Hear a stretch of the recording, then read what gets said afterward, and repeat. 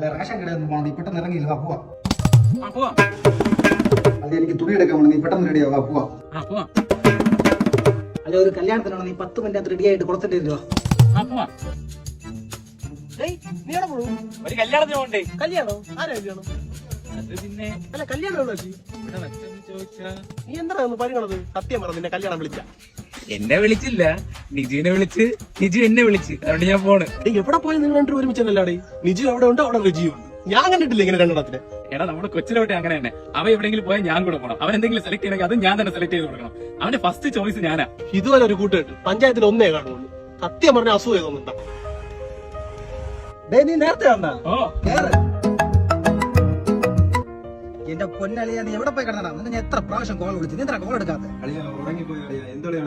ഇവിടെ ഒരു കല്യാണത്തിന് പോകുമ്പോൾ ഞാൻ നിന്നെ വിളിച്ചത്. നിന്നെ വിളിച്ചിട്ട് കിട്ടാത്തോണ്ട് ഞാൻ റജീനെ വിളിച്ചോണ്ട് പോകണം.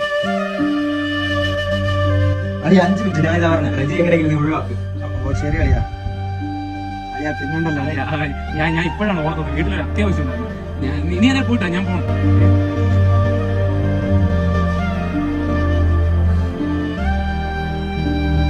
നിന്നെ വിളിച്ചിട്ട് കിട്ടാത്തോണ്ട് ഞാൻ റജീനെ വിളിച്ചോണ്ട് പോകണം.